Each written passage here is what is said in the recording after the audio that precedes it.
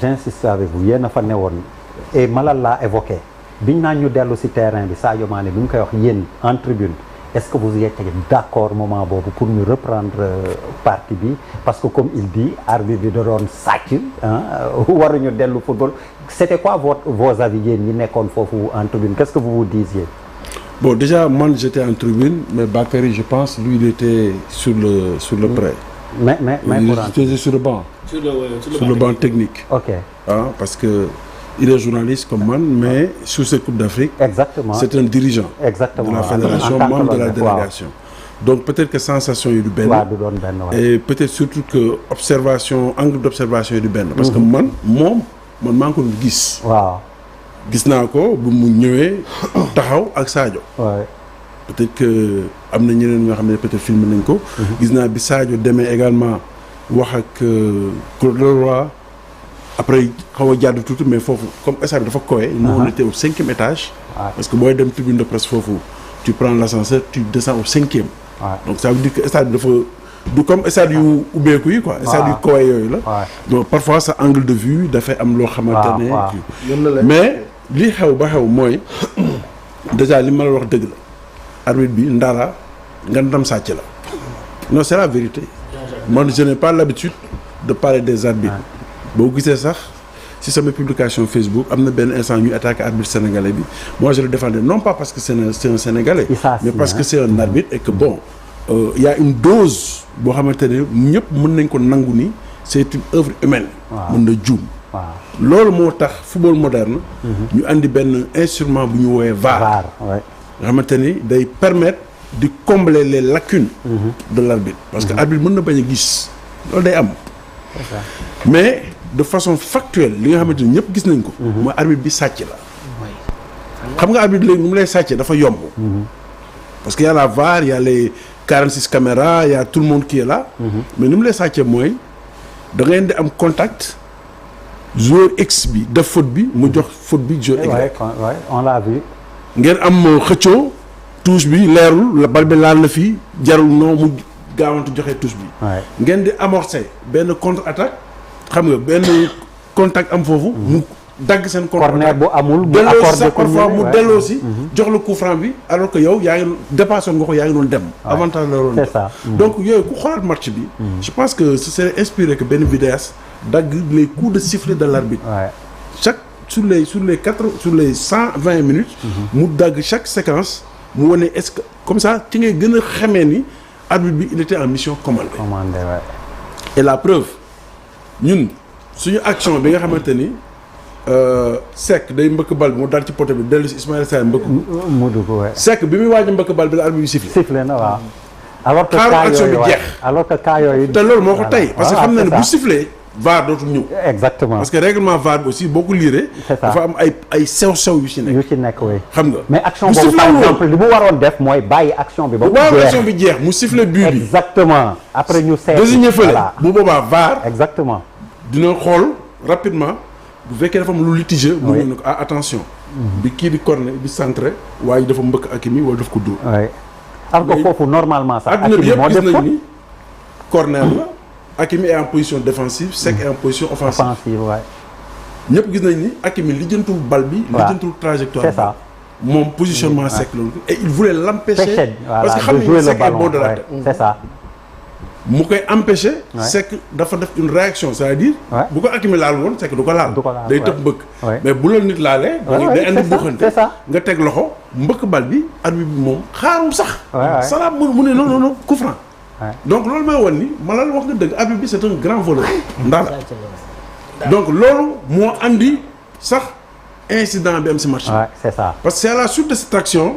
ci la perdre la main. gars yi ñëw am benn amorcé action. les Marocains boo xamante ne y a un hors-jeu flagrant.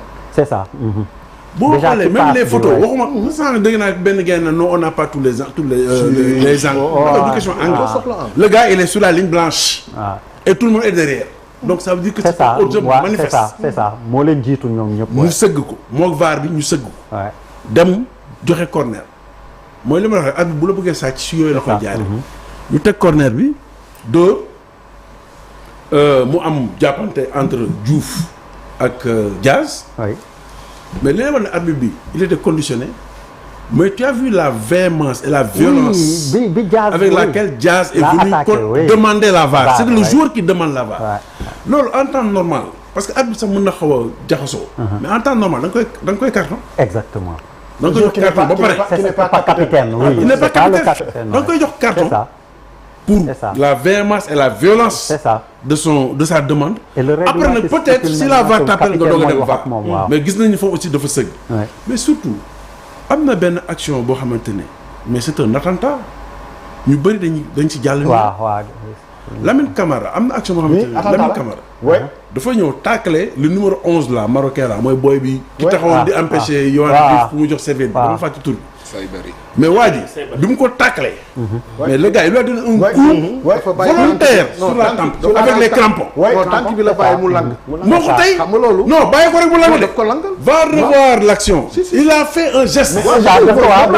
gars yi di wax naan dafa bàyyi tànk bi lang mu des fa. moo ko fa bàyyi sciemment. non seulement daf ko fa bàyyi. mais daf ko daal il a fait l'action effectivement c'est ça il a donné le coup. romb na ko ba pare. c'est ça. donc loolu c'est un attentat. c'est ça carton rouge la woon normalement la VAR là aussi. waroon na ko woo waaw. donc gis nga nag nit. et puis avec le nombre de cartons muus. Bamba. le nombre de cartons yi Sénégal am. naar yi amuñu carton. bien sûr donc ça veut dire que ne leneen lu fa amoon. rouge la ci saa si. c'est ça. donc le nombre de cartons ñoom amuñu carton. arbitre bi dafa ñëwoon pour valider la victoire marocaine. c'est ça. muus nag boo ko toppee. di ko dóor ba mu sës. benn instant dina tëb sa kaw rek la jëm waay. xosi la. c'est ce que moi je pense. que les Sénégalais ont fait. à l'instigation de Pape Thiaw. pour marquer le coup.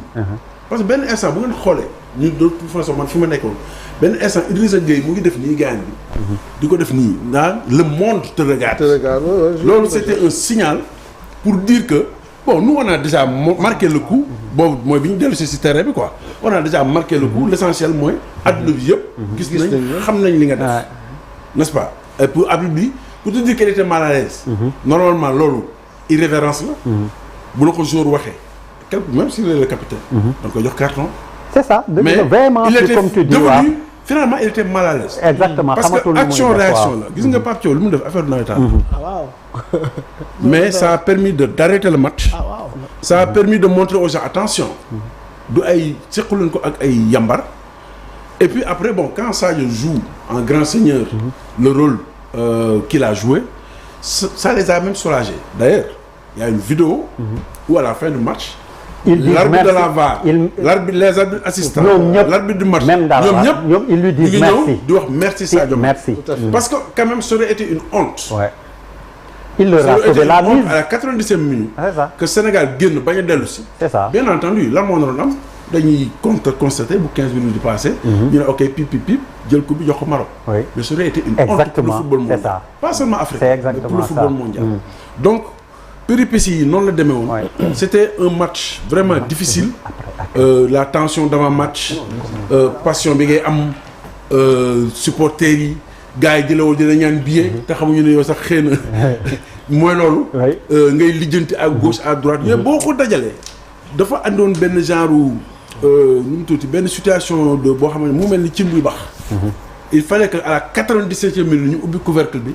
et puis pour delluwaat ko pour affaire bañ a tuuru quoi. ok. Bakary ni ma waxoon yéen comme yéen on refait quelque part le match yéen naka nga ko dundee ci booru banc bi et nee na yaa ngi doon wax ak Sadio est-ce que ci ñi ko wax ñu dellu football nga bokk